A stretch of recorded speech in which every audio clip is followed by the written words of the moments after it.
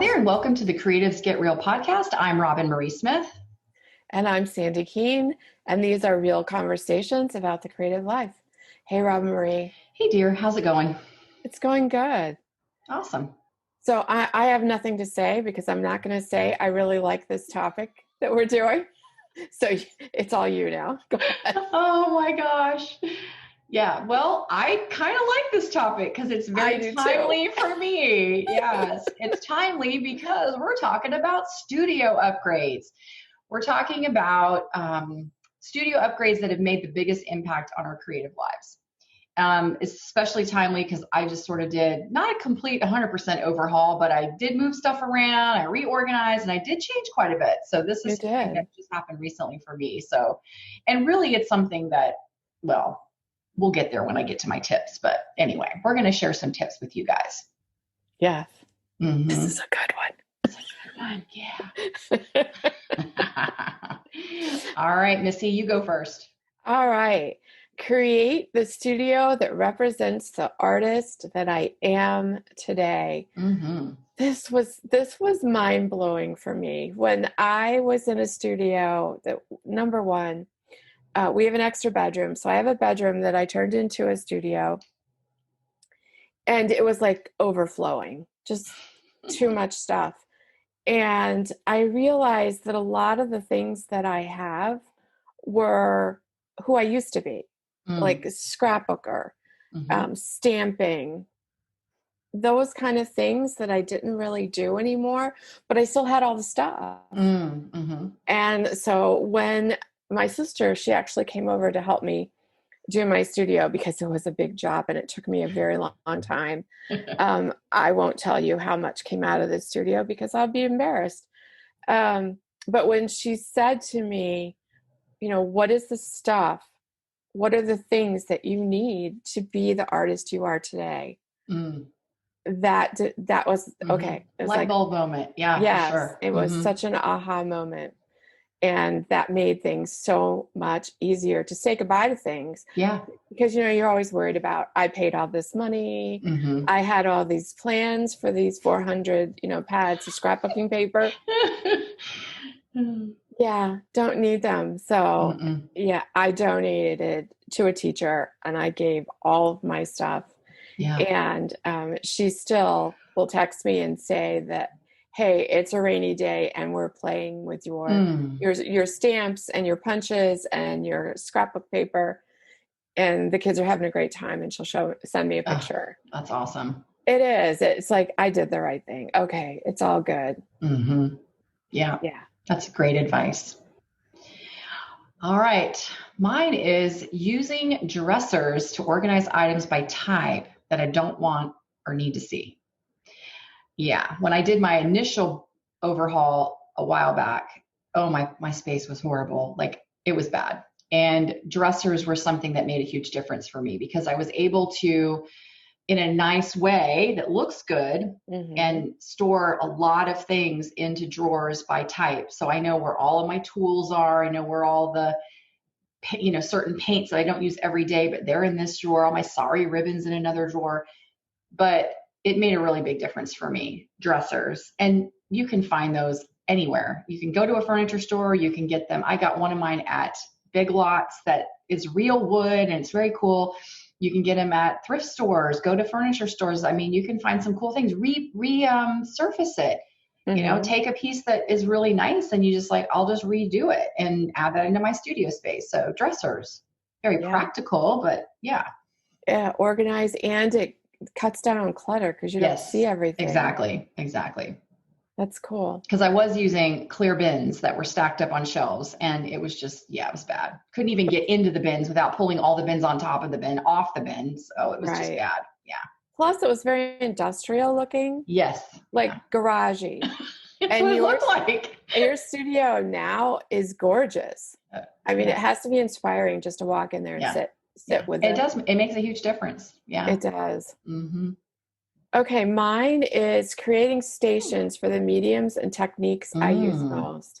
I love stations. Do you have stations? I don't really have room for stations, so I don't. my table is big enough that and it's not cluttered so that if I do need to bring my sewing machine over, I can, but I don't have the surface space to do that.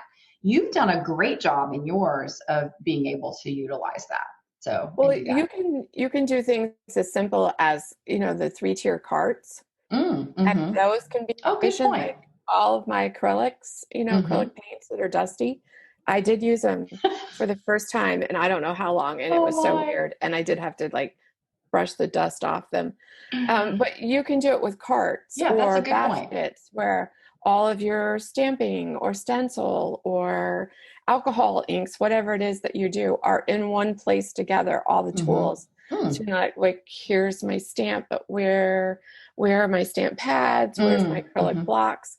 Yeah, everything together by type. It made a big difference for me, and I really like it. That's good. All right, my next one is investing in pretty bowls, mugs, tins, boxes, all of the things in which to organize your art supplies. Being surrounded by my supplies in pretty ways inspires me. It makes me feel special.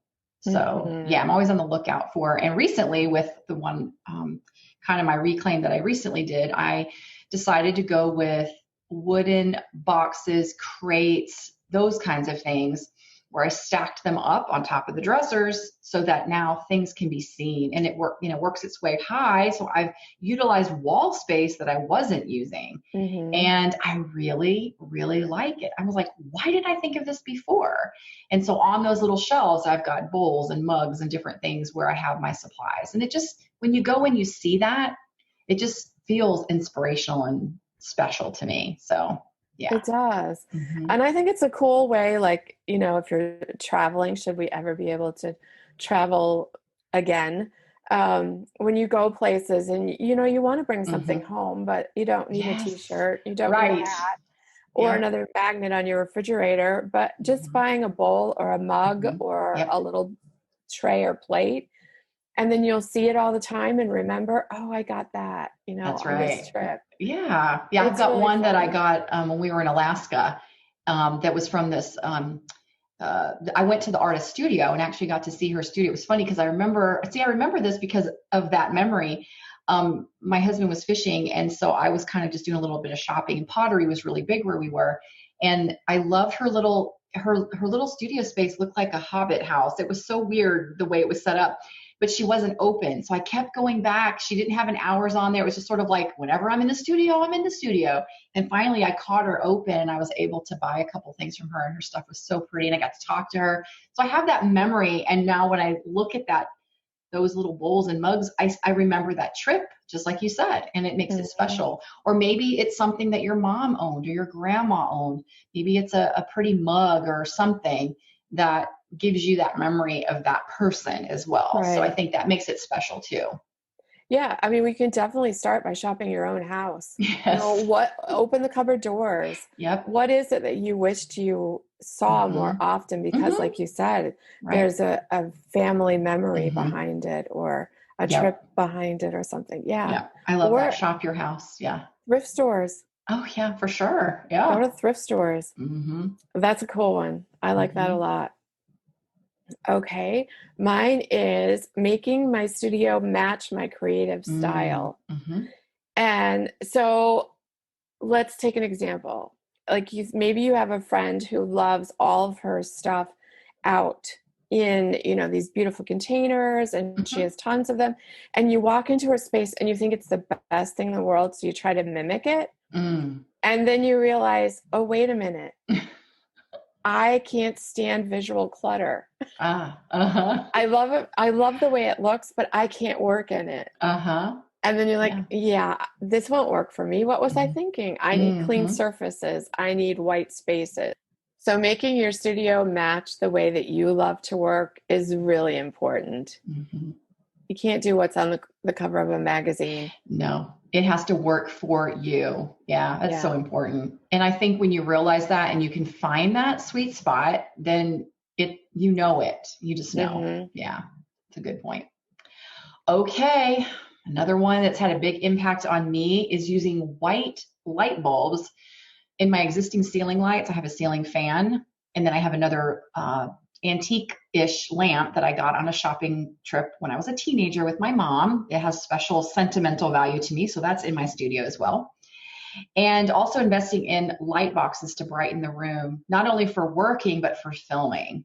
That harsh light from those yellow bulbs, no good for me. And just having, because I have one window, but we have a porch behind the room. So the sun doesn't really, or the light is not, it's not right up against the window. So I have no direct light. No direct light, but those white lights and the box lights really help. So you got to figure out a way to make the light work for you. Because I don't like overhead lighting. Like, I hate overhead lighting. If I'm in a room, I don't want the overhead lights on. They're just harsh. I don't like them on, I'm not a big overhead light person. And so having those soft white bulbs make a big difference because they're not as harsh to me. And it helps me just, again, this is my biggest impact things, but lighting makes a really big difference. And I see you have that as well. So go ahead. I mean, it's like a big deal. We didn't know each other's lists until we just got together today to do this. So yeah, mine is add more lighting and making sure that you have enough lighting and take full advantage of the natural light available. So important. It's so important. We talked about this recently where, I had Ray look at my table and say, what do I need to do? And she's like, dude, you're blocking all of your natural light. Yeah. And I'm like, what? Oh, yeah. Yeah, you didn't realize it. Yeah. Yeah, that I had things on the end of my table that were actually casting all these shadows onto my table and blocking my light. And what an enormous difference it's made. So I absolutely agree with you. That's so funny that we have the exact same. I know it, but it's important. And then in my recent redo, I moved my table so it's now under that window. That one window I have. And even though it's not direct, I've got the porch with the overhang out back, it has made a big difference having it right against the window. Yeah. And I've been tempted to put tchotchkes and all on the windowsill, but I'm avoiding that because all that's going to do is cause problems with the light coming in. So I've been like, okay, don't put that there. Don't put that there, so yeah. You're right. Yeah. Okay. Reworking my space from time to time so that it works for me. Kind of like what you said earlier about making it, your space. Changing things up and moving things around so it better fits the way I create as I change. It's very similar to what you had said. And I find when I was growing up, it's funny because when I was growing up, my mom was one of those kind of people that moved the furniture all the time. Like, I thought it was normal to move your furniture in your living room and your bedroom all around. Like, when I was a kid, I would move my bedroom furniture all the time. Like, I put my bed in a different place and my desk and my shelves. I just thought that was what everybody did because my mom did it, And so, I realize now that most people don't do that. And I can't do it with our furniture just because it's in the best position for the space we have, right? Would I like to move things around? Oh yeah, because it feels fresh and new and just there's something about it. So doing that in my studio space has been really awesome because I just recently did it and I'm thinking, why did I not move this the way it is now before? Because this is so much better. I have much more room now. Even my husband came in and said, wow, he goes, you really have a lot more room. My room is small. It's not very big, but just the way you move things and position the furniture can make a big difference. So yeah. So I think that don't be afraid to mix things up and change it around. It's a lot of work, but it's worth it. Yeah. And I like the advice, like I had Ray look at my things. Sometimes you need someone from the outside to look at your space and say, wow, have you ever thought of moving that over there? And you're like, no. But that's a great idea. You're too close to it. You need someone else to come in and give you some advice. I really like that. Even virtually. Oh, absolutely. Yeah. Just FaceTime or Skype and have them look at it. Yep. Okay, so my last one is find a space. When I coach, I talk about this all the time. Honor that you are a creative and this is important to your overall happiness. And if that means it's the kitchen table, then it's the kitchen table.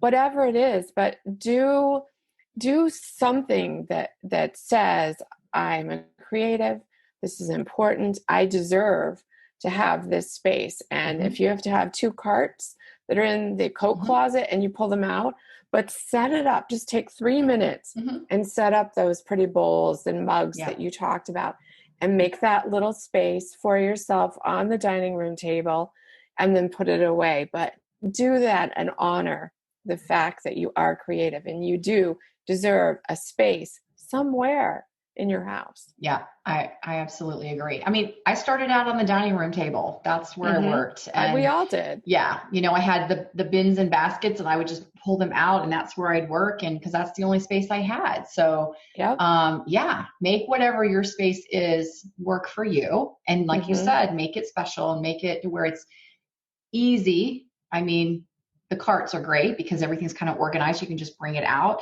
whether it's in the living room while you're sitting at a table working in front of the TV or whatever that is. So yeah, great advice. Yeah. My last one is really weird. I mean, after all, it is that have made the biggest impact, right? Those little things that you go, what? Okay. So one of mine is having 2 large trash cans. One of them is a tall basket, and the other one, it's like a metal basket that has a fabric liner in it, but has wheels on it. So I have hung my water bottle hangs on it, my spray bottle, and then I have my heat tool hangs from a hook onto it. It's right beside me under the table. And I love it because I can wheel it around, but having 2 big trash cans so that I'm not constantly, emptying garbage. I know that's really weird, but that was one. Okay. I have a huge one. Yeah, I agree with you. You have a big one. I have 3 that are all melded into one. The other one is multiple extension cords. Put those in those outlets so that you always have an out, whether it's to charge your phone while you're filming, whether it's to plug in your whatever your music is or whatever, heat tools, irons, video cameras, all that stuff, or light stuff. That's so important. Glue guns, all of that. You don't realize how many things you plug in. And so having some extra extension cords. And then my last one, which is big for me, and I know that this is not what everyone does, but I have a bench instead of a chair. And I've talked about this before when I've shared my space, because the bench, it's a long bench and it just fits under the table, and then I can pull it out, sit in it. But I'm able to move around a lot more freely with a bench than I am with a chair. And I find that I can just stand up, shove it under the table, it's out of the way, and I can create, move around. When I'm ready to sit down, I move it out. That's been a big one for me. And just moving around, being productive. Yeah. And it's comfortable for me.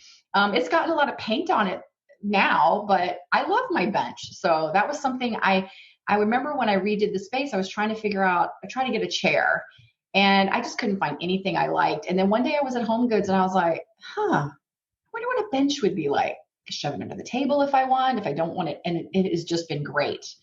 Yeah. I love my bench. So that's another thing. That's awesome. Yeah.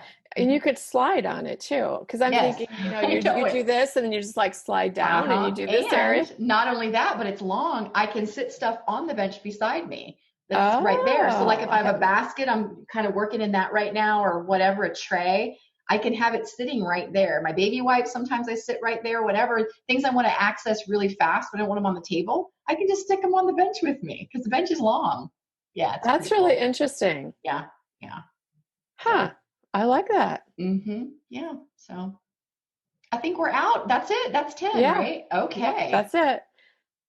It'll be really interesting to see what people respond to, and what we would love to know if they'd be willing to share with us what studio upgrade or space upgrade that you did made a huge difference in your creative life. Yeah, we'd like to hear. So do share. You can reach out to us either through Instagram or Facebook, or just send us an email. We'd love to hear from you. Absolutely. All right. Until next week. All right. Bye. Bye, everybody. Thank you for listening to this episode of Creatives Get Real. We love hearing from you. So hop on over to Instagram and leave us a comment. And we also appreciate reviews on iTunes. And you can find me, Sandi Keene, at sandikeene.com, and my classes at popupartclasses.com. And you can find me, Roben-Marie Smith, at robenmarie.com. And if you're looking for and need tech support, check out my membership site, makerstechu.com.